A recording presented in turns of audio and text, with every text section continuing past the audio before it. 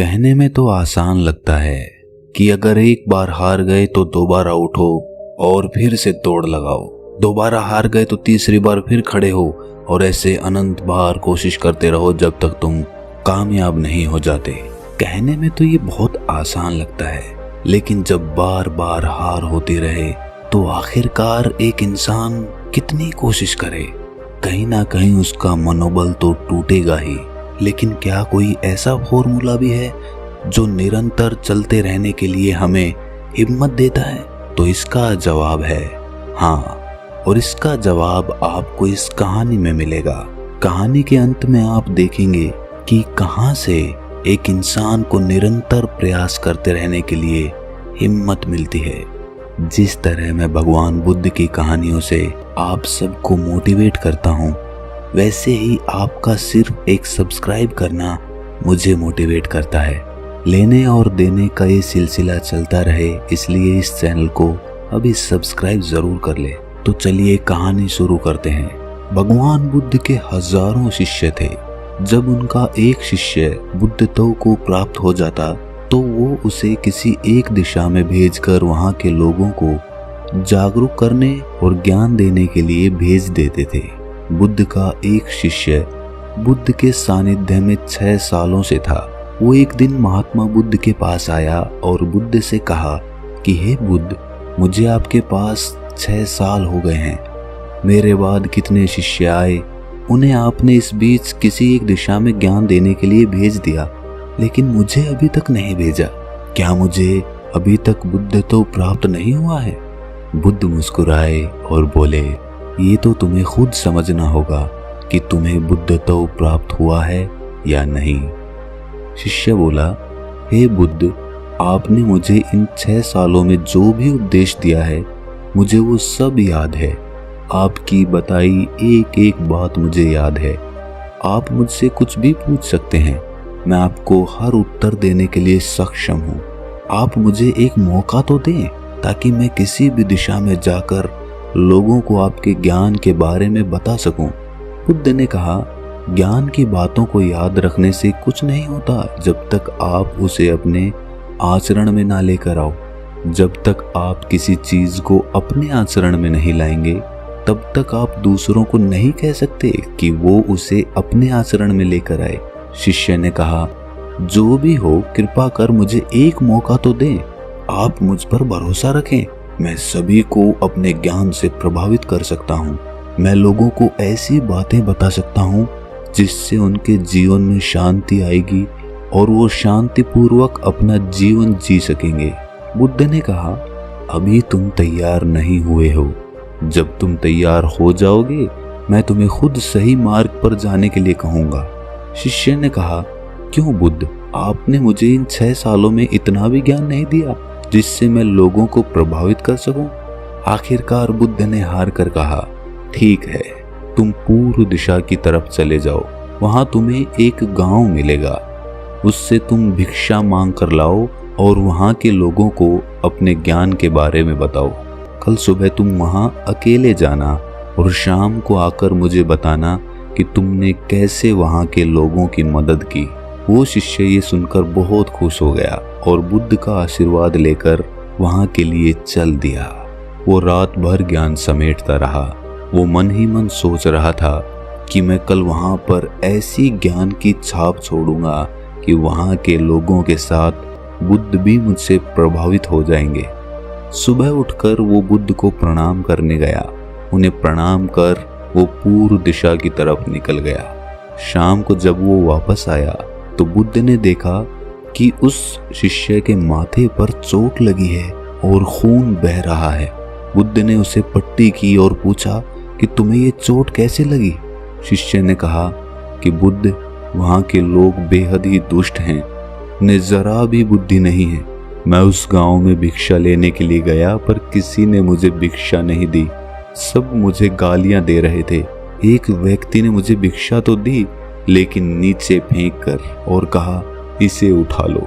मैंने उन्हें काफी समझाया, लेकिन वो मेरी बात सुनने को तैयार ही नहीं थे। उल्टा उन्होंने मेरे साथ हाथापाई कर दी, जिससे मुझे ये चोट लग गई। हे बुद्ध, आप मुझे दूसरी जगह भेजें जहाँ के लोगों में बुद्धि हो। बुद्ध शिष्य की बात सुनकर मुस्कुराए और बोले कि अगर तुम्हें दूसरे गांव में भी ऐसे लोग मिल गए तब तुम क्या करोगे? शिष्य ने कहा, हे बुद्ध, ऐसे लोगों को कोई ज्ञान नहीं दे सकता। वो लोग अज्ञानी हैं, उन्हें कौन समझाएगा? बुद्ध ने कहा, वो लोग अज्ञानी नहीं बल्कि ज्ञानी ही हैं। उनके पास बहुत बुद्धि है और उनके पास खुद का अपना ज्ञान है। अगर तुम किसी दूसरे के ज्ञान को चोट पहुंचाओगे तो वो कुछ तो कहेंगे ही। तुम्हें ऐसे लोग हर जगह मिलेंगे, तब तुम अपना ज्ञान उन्हें कैसे दोगे? बुद्ध ने शिष्य को कहा कि आज तुम आराम करो, कल शाम को मेरे पास आना। शिष्य बुद्ध को प्रणाम करके चला गया। अगली शाम जब वो वापस बुद्ध के पास आया तब वहाँ एक और बुद्ध के शिष्य मौजूद थे। उनके हाथ में चोट लगी हुई थी। बुद्ध ने उस शिष्य के हाथ पर चोट देखकर उस पर पट्टी की और उस शिष्य से पूछा कि तुम्हें ये चोट कैसे लगी? शिष्य ने कहा, बुद्ध, आपने पूर्व के गांव में मुझे जाने के लिए कहा था, वहीं पर मुझे ये चोट लगी। बुद्ध ने कहा, वहां तुम्हारे साथ क्या हुआ था? शिष्य ने कहा, हे बुद्ध, वहां पर मैंने सबसे भिक्षा मांगी लेकिन किसी ने मुझे भिक्षा नहीं दी। एक व्यक्ति ने मुझे भिक्षा दी लेकिन उसने भी जमीन पर फेंक कर कहा कि इसे उठा लो। मैंने चुपचाप उसे अपने पात्र में रख लिया और उसे कल्याण का आशीर्वाद दिया। तब उस आदमी ने मुझसे कहा कि आप बड़े ही अजीब आदमी हैं। मैं आपका अपमान कर रहा हूँ और आप मुझे आशीर्वाद दे रहे हैं। मैंने उनसे कहा कि आप दानी हैं, आपने मुझे दान दिया है, इसीलिए मैं आपको आशीर्वाद दे रहा हूँ।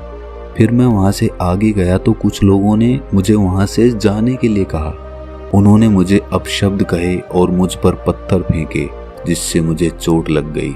जब मैं वापस आ रहा था तब मैंने एक माँ को रोते हुए देखा। वो अपने बीमार बच्चे को लेकर चिंतित थी। मैं तुरंत जंगल से उसके लिए कुछ जड़ी बूटी ले आया, लेकिन वहाँ के लोग मुझे उसे जड़ी बूटी नहीं देने दे रहे थे। फिर मैंने उनसे विनती की कि वो मुझे उस बच्चे का इलाज करने दे। उसके बाद वो जैसा कहेंगे मैं ठीक वैसा ही करूँगा। फिर जिस व्यक्ति ने मुझे भिक्षा दी थी उसने गांव वालों को समझाया। तब उन्होंने मुझे उस बच्चे को जड़ी बूटी लगाने दी। उसके बाद वो बच्चा ठीक हो गया। फिर गांव वालों ने मुझसे उनके किए गए अभद्र व्यवहार के लिए क्षमा मांगी और मुझे धन्यवाद दिया। फिर मैं वहां से वापस आ गया। हे बुद्ध, मेरी आपसे एक विनती है। उस गांव के लोग बहुत भोले और सीधे साधे हैं। क्या मैं रोज उसी गांव में जाकर भिक्षा मांग सकता हूँ? ये सभी बात वो पहला शिष्य भी सुन रहा था।